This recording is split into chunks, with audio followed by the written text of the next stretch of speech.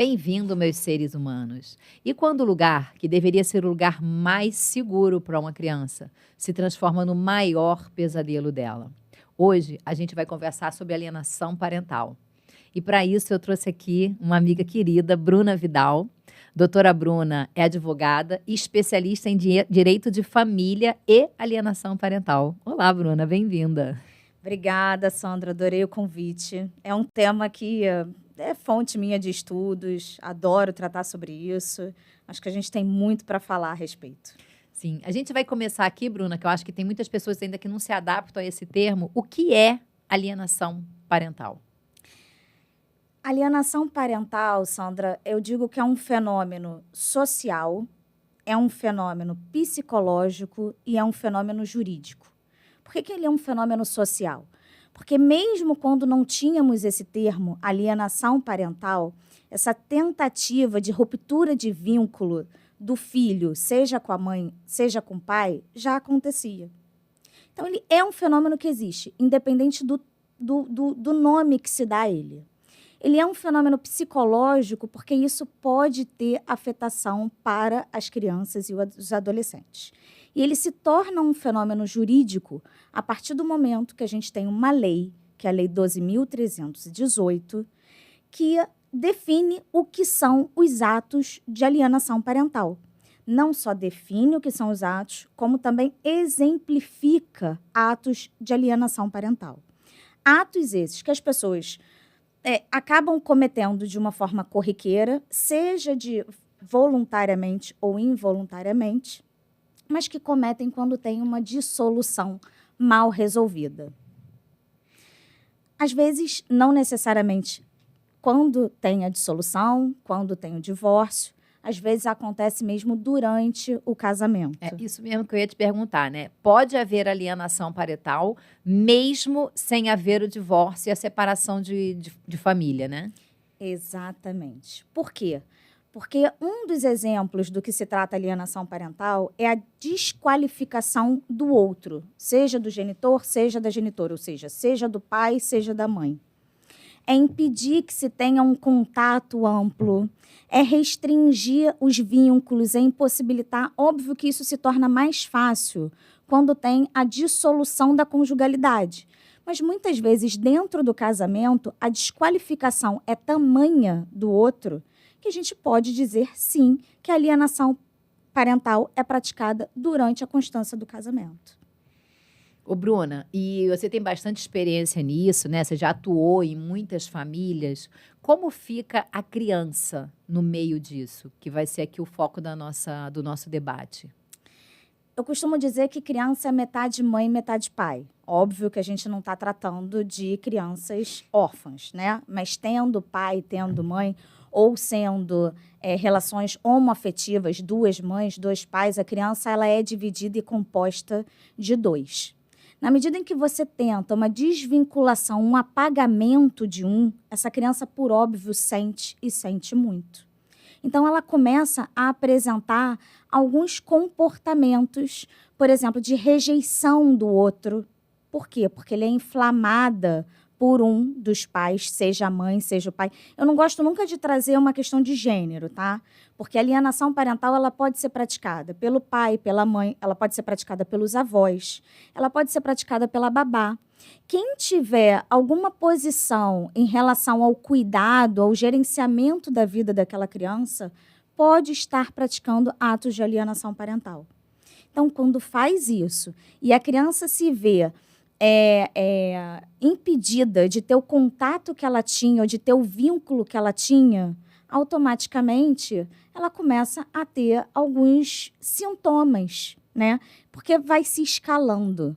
A alienação, normalmente, ela não começa de uma forma tão dura. Ela vai tendo uma escalada, vai sendo E aí, progressiva. conforme ele vai sentindo o eco batendo na criança, aquilo ali vai aumentando, porque talvez vá adoçando a boca do responsável pela criança, né? Pelo alienador, no caso, que a gente vai chamar. Exatamente. Então, se eu percebo... porque casa deveria ser onde a criança se sente segura. Colo de pai, colo de mãe, é o lugar mais seguro que a criança tem ali como ímpeto, né? E quando ela sente que a própria mãe começa a jogar contra o pai ou vice-versa, ela começa a se sentir insegura nesse aspecto, né? Qual é a sua experiência com as crianças nesse caso? Então, experiência direta a gente não tem, porque o advogado ele não pode ter contato diretamente com a criança. Mas a gente acaba tendo de acordo com o que o cliente passa. Então, tem crianças que, de fato, apresentam sintomas. Crianças que têm regressão, por exemplo, no desenvolvimento. Isso é muito comum. Crianças que acabam não conseguindo dormir direito, que têm afetação no rendimento escolar, que têm apresentação de uma agressividade, de oscilação de humor. São vários os sintomas que acabam sendo apresentados. Mas eu gosto de dizer o seguinte, que a gente nem precisa chegar nessa etapa dos sintomas para ter alienação. A gente precisa obstaculizar antes que isso aconteça, que a criança tenha algum sintoma. Então, se houver uma rejeição que não tem nenhuma justificativa, que seja uma implantação, por exemplo, de falsas memórias, que é uma das alienações que acabam acontecendo, ou então uma muito comum, além da desqualificação, por exemplo, o pai ou a mãe não ter acesso a informações importantes da escola, informações de saúde, fica completamente alheio, à margem do que está acontecendo na vida daquele filho. Ele acaba não participando como deveria. E aí, como que a gente consegue fazer a diferenciação entre o pai ou a mãe, né? O responsável que está alheio por uma alienação da outra parte ou aquele responsável que efetivamente não se envolve? Porque aí eu acho que vai ter uma questão muito difícil para vocês ali na hora do julgamento, né? Saber se aquela mãe está alienando um pai ou vice-versa. A gente vai usar a mãe aqui porque talvez seja um dos casos mais comuns, apesar de ter muita alienação partindo dos pais, né? E se realmente aquele pai não participa porque ele é um desligado, ou porque trabalha muito, ou porque está na posição do provedor ainda, né? Como que a gente vai conseguir fazer essa diferenciação? Então, existem casos que a gente nem precisa disso, que é uma perícia psicológica e um estudo social. O direito, na verdade, ele por si só, ele não dá conta dessas demandas. A gente precisa de um conhecimento multidisciplinar. A gente precisa de outros profissionais para nos auxiliar. Então, a gente vai ter uma perícia psicológica para avaliar se aquela criança está alienada por um dos seus genitores ou por alguém da família, ou se não. Ou se, por exemplo, aquela criança está tendo uma recusa justificada. Exemplo, que é o que a gente chama de autoalienação. Imagine que após a dissolução do casal, um deles, ou o pai ou a mãe, de forma muito rápida e brusca, forme uma nova família. E aí faça com que essa criança não tenha o tempo dela de absorver aquela mudança no seu núcleo familiar e ter a sensação de que ela tem duas casas. Ou que ela não tenha a sensação de pertencimento em duas casas, que ela não se sinta pertencente, tanto na casa da mãe quanto na casa do pai. Ela muitas vezes vai rejeitar um deles, porque ela não se sente pertencente. E aí ela está fazendo alguma coisa, é a mãe quem está falando, ou o pai que está incentivando a não ir, a não conviver, a não querer. Não, é o próprio comportamento daquele que impôs um novo núcleo, ou impôs alguma coisa que a criança não estava preparada e fez com que ele tivesse uma autoalienação. É ele mesmo que tem um ato que faz com que aquela criança tenha uma rejeição. E aí, além da perícia psicológica, tem também o estudo social, em que, diferente da perícia psicológica que vai se aferir o sentir daquela criança, o estudo social não, ele vai aferir a questão do cuidado, quem é que está tendo cuidado, se ambos os pais estão corresponsáveis nas atividades escolares, na saúde e tudo mais da criança, porque continuam tendo autoridade parental. Quando o casal se dissolve, eles continuam sendo pai e mãe daquela criança. Eles deixam de ser marido e mulher, mas eles continuam sendo pai e mãe. Isso é muito difícil, né? Numa separação, que as pessoas consigam diferenciar isso, né? Então, quando um casal se separa, a primeira dúvida da criança é: e agora? Eu fui o causador da separação? Será que agora que o meu pai foi embora, ele não vai mais ser o meu amigo? Será que a minha mãe arrumou um namorado? Ela não vai mais me amar como ela me amava? E nesse momento a criança entra numa crise muito grande, né? E ela carrega isso tudo para o interiorzinho dela. E a gente analisa muito isso quando a gente vai estudar psicologia e neurociência da criança. A gente vê que esses primeiros anos de formação da criança são os anos mais importantes, onde ela vai traçar ali toda a rota dela de vida, né? Todo o conhecimento dela vai sendo formado ali até os 7, 8, às vezes 9 anos, né? Existe ali uma bandazinha onde ela vai ser fechada ali, aquela criação dela, digamos assim. E a partir desse momento, ela vai usar esse conhecimento para repetir padrões o resto da vida dela, né? Então, é aquela mulher que vai agredir o marido, é aquela mulher que vai brigar com alguém, ela vai trazer isso para o interior dessa criança, né? E essa criança vai carregar esse ferimento ali dentro dela para sempre, né? Ou até que ela consiga resolver isso. Vou pegar seu gancho para tentar aqui afastar 2 mitos. O primeiro mito é, de trás para frente do que você disse, é o mito de que bebês, crianças na primeira infância, até os 6 anos de idade, como você mesmo disse, eles estão numa fase de atividade cerebral muito Absurda. intensa.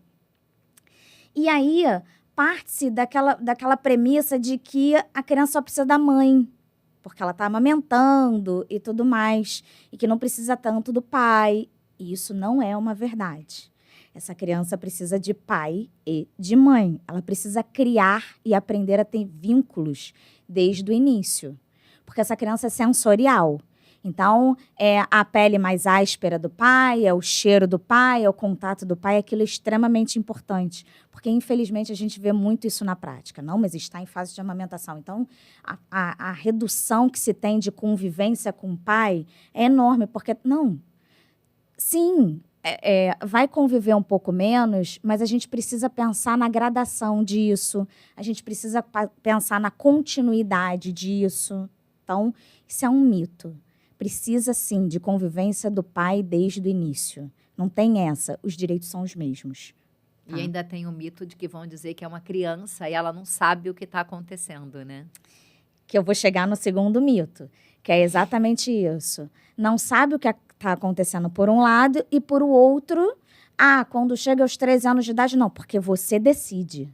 Imagina você, diante de uma ruptura dos seus pais, você vivia com pai e mãe. E aí eles se separam. E aí é colocado para essa criança, você tem que decidir com quem você tem que ficar. Você pode falar com o juiz. Você vai escolher. Olha o peso, a responsabilidade que é colocado. Fim, né? Isso não existe. Isso não existe.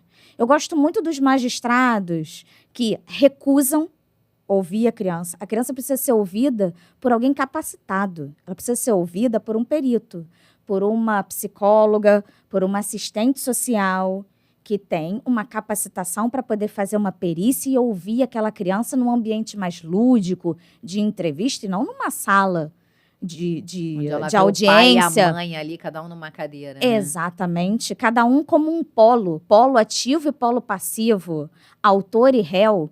Sabe? Não faz o menor sentido. E aquela criança ainda ser colocado para ela que ela precisa decidir. Não, aquela criança não precisa decidir nada. Aquela criança precisa ter uma vida saudável, aquela criança precisa estudar, aquela criança precisa brincar. Ela precisa ser amada e cuidada, independente de quem vai fazer essa parte, né? Exatamente. Que o ideal seria que os dois fizessem, né? E aí, como são as coisas, né? Ano passado, foi lançada uma lei... Foi lançada, é ótimo, né? Mas passou a vigorar uma lei que fala sobre a parentalidade responsável. Olha só. Precisou de uma lei para instituir um dia que, coincidentemente, é no mês de agosto, para instituir a parentalidade responsável. E aí toda lei, quando você vai fazer a pesquisa, ela tem uma justificativa. E dentro dessa justificativa, dessa legislação, dizia o seguinte, que foi feita uma pesquisa e a população não sabia, porque eles nem usam o termo parentalidade. Eu que estou usando. Eles falam de paternidade.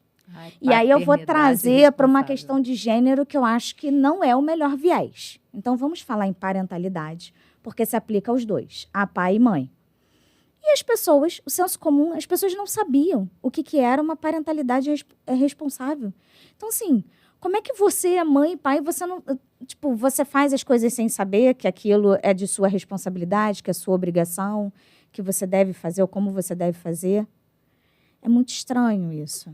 Você falou sobre lei, 2 vezes você trouxe a lei, né? E uma dúvida muito pertinente é: existe uma lei que incrimine a alienação parental? Não. Alienação parental é ótimo. Então, não isso é daqui, crime, né? É que eu estou podendo, assim, falar sobre os mitos. Alienação parental não é crime. Não está tipificado no Código Penal, não há pena para a prática de alienação parental. Mas, havendo alienação parental e havendo repercussão para aquela criança ou para aquele que foi alienado, criança e um dos genitores, existe a possibilidade de uma reparação civil, de uma indenização. Mas para que essa indenização seja fixada, precisa se comprovar que houve alienação parental, que há um nexo dessa alienação com algum prejuízo, vamos supor, alguma questão psicológica que aquela criança tenha passado a desenvolver a partir daquele comportamento beligerante e agressivo que ela acabou vivenciando, de um ambiente hostil por conta de disputas, que, na verdade, eu digo o seguinte, essas disputas são entre os adultos. A criança está absolutamente invisibilizada. Enquanto eles estão nessa queda de braço, ninguém está enxergando aquele que é vulnerável, aquele que precisava ser cuidado, precisava ser protegido. Pelas pessoas que mais deveriam cuidar, né? E aí a gente volta para o início da sua apresentação aqui, exatamente isso. A invisibilidade da raiva que as pessoas estão no fim da conjugalidade faz com que elas fiquem absolutamente cegas para aquilo que elas precisavam ter maior atenção. Porque, Sandra, a verdade é a seguinte, as pessoas se preparam para o casamento. A gente normalmente tem algum tempo, ainda que seja rápido, mas tem algum tempo de namoro, de noivado, de conhecimento até resolver juntar as escovas de dente. Seja com união estável, seja com um casamento, ou seja sem nenhum documento formal. Mas tem uma preparação para isso. Não tem preparação para o divórcio. E aí as pessoas se veem, muitas vezes, absolutamente perdidas. Ô, Bruna, e você acha que nesse contexto da separação e da alienação, você acha que a pessoa que provoca, né, ou que age na alienação parental, ela tem consciência do que ela está fazendo? Ou ela está realmente completamente perdida e não sabe o que ela pode estar causando no filho, na família ou até no cônjuge? Eu acho que tem as duas hipóteses. Tem aquela pessoa que não tem a menor noção, porque ela está vivendo esse luto, que às vezes tem raiva, às vezes tem um sentimento ali depressivo, né? Tem alguma coisa e que acaba fazendo isso sem ter essa consciência, porque aquela pessoa está adoecida também. E provoca e comete esses atos de alienação parental. E tem aquelas que fazem intencionalmente. Tem 2 exemplos. Na Lei 12.318, o artigo 2º caput, ele define o que são os atos de alienação parental, que é justamente essa ruptura de vínculo, né, provocado por aquele que tem uma responsabilidade pela criança. E aí o parágrafo único traz esses exemplos. Os mais nefastos para mim, o primeiro é mudança imotivada. A pessoa tem uma guarda compartilhada, uma convivência regulamentada, mora na cidade do Rio de Janeiro, de forma absolutamente imotivada, se muda para Minas Gerais. E é imotivada mesmo, tá? No sentido de que não tem Para nenhuma... afastar mesmo a criança do pai. Para afastar, sem comunicar o novo endereço, sem absolutamente nada. E a gente não está falando, assim, não está trazendo aqui necessariamente um caso de violência doméstica, porque aí teria uma motivação, de repente uma ameaça, um medo, um receio, ok, mas aí teria que ser noticiado dentro do processo. Não, eu estou falando de pais ou mães que fazem essa mudança pai que de chegou endereço. para buscar a criança e não E encontrou some. mais ninguém. Ou isso, ou que some, ou então que não encontra, né? E o outro são as falsas denúncias. Falsas denúncias de abuso. Quando sabidamente, eu não estou falando daqueles que pegam algum indício ou têm um receio e querem investigar, porque a criança precisa ser protegida. Eu estou falando daqueles que sabem que não aconteceu, ou que causam na criança, que praticam o abuso e imputam no outro. E isso acontece. Acontece. São as falsas denúncias de abuso. E quando você noticia um abuso, que você faz um registro numa delegacia especializada, que se chama DECAV, e isso é noticiado para o juiz, ele automaticamente suspende aquela convivência. Pelo sim, pelo não, para resguardar a segurança física e psicológica daquela criança, ele suspende. E aí, até sendo uma falsa denúncia, a gente comprovar que de fato é falsa, muitas vezes tem essa ruptura de vínculo, porque se passam meses, anos. Então, o tempo, ele na verdade, ele é um aliado do alienador. E a gente não pode esquecer que a alienação parental é um abuso moral, é uma violência psicológica que se está cometendo com os filhos, com a criança ou com o adolescente. Então, às vezes, além da violência psicológica que é provocada por essa ruptura, tem crianças que sofrem violências físicas para imputar ao outro aquilo que não foi feito por ele. É o cúmulo da maldade, né? Então, realmente, a criança que deveria ter ali no seio materno, no colo paterno, o lugar mais seguro onde ela poderia estar para se proteger de qualquer risco, ela acaba se vendo no lugar de maior perigo onde ela poderia estar. Pai, mãe, não faz isso com uma criança. Ela vai carregar essa dor para o resto da vida dela. E isso vão trazer consequências seríssimas no adulto, comportamental, empresarial, profissional, psicológico, na relação com o outro.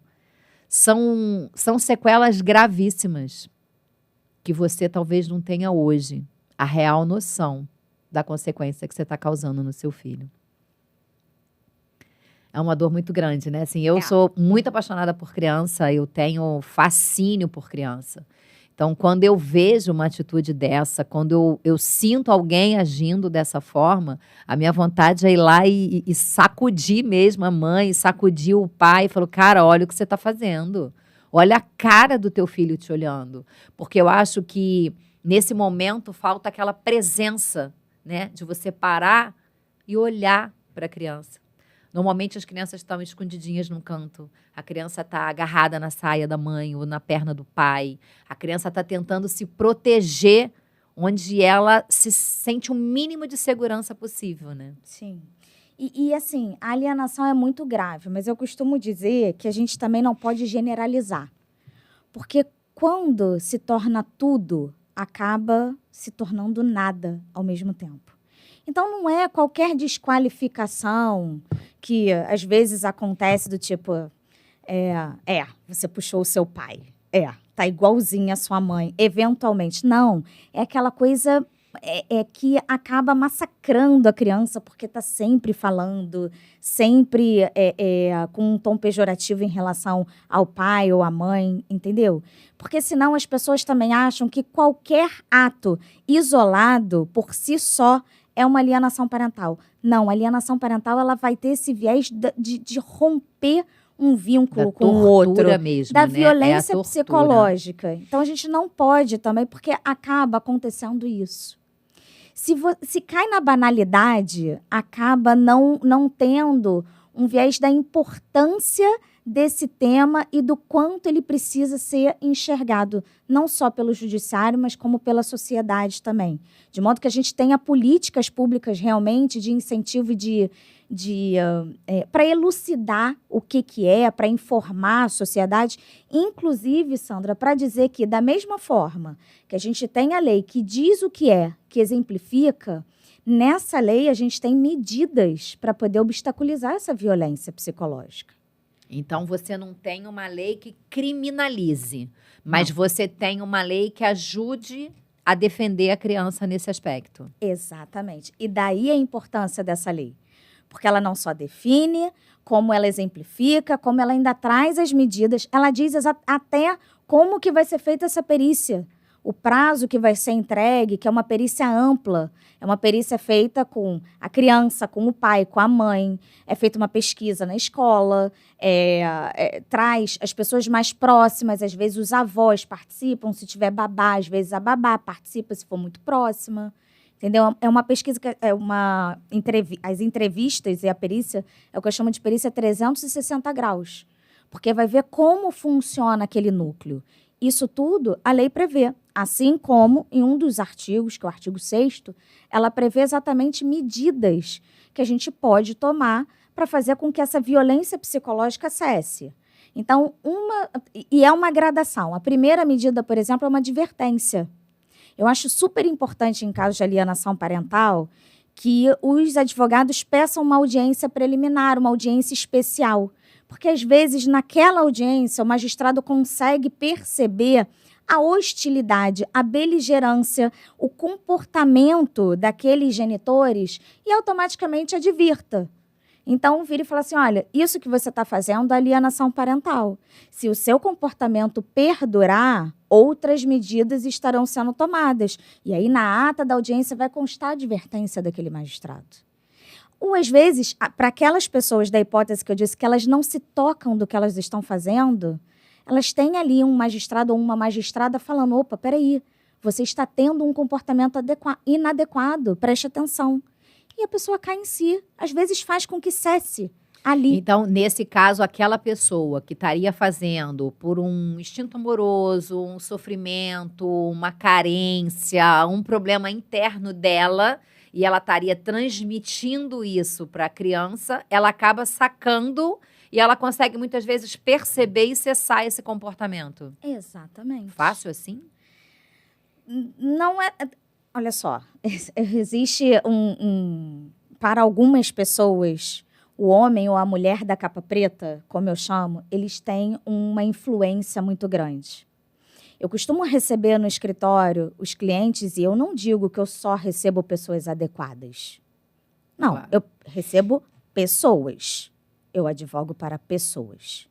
E aí, quando as pessoas chegam e trazem o que está acontecendo e eu identifico que estão tendo um comportamento alienador, essa lei é super curta, 1,5 páginas. Eu imprimo e falo assim, veja se você identifica disso que você está me falando num desses exemplos aqui. Por que você não está deixando que busque a criança na escola?